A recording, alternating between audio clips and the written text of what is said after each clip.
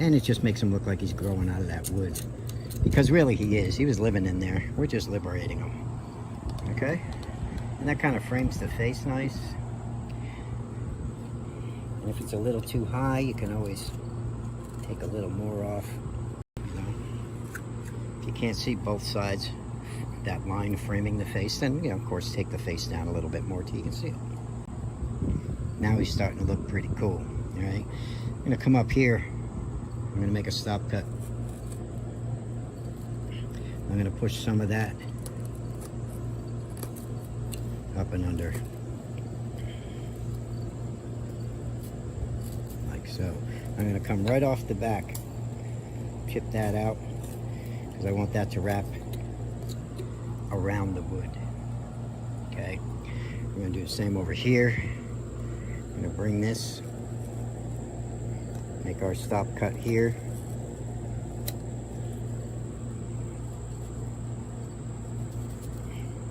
And we're going to cut up to it.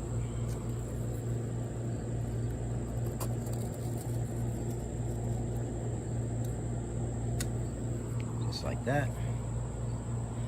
And we'll give him some bits and pieces of hair. At the top here, I'm going to cut a pretty good V because we can make that look like the part to his hair.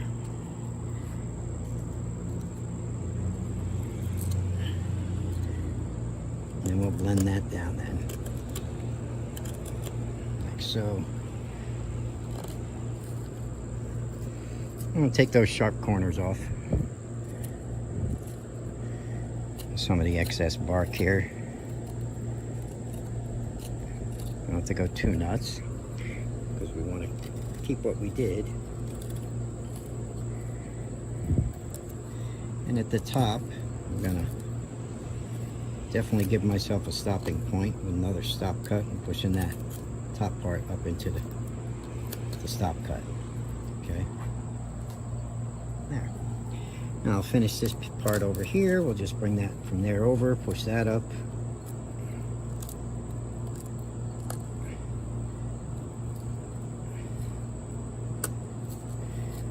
I mean, you might not have a piece like this, so you might have to do it different, but the idea is to get that hairline to go all the way across the top.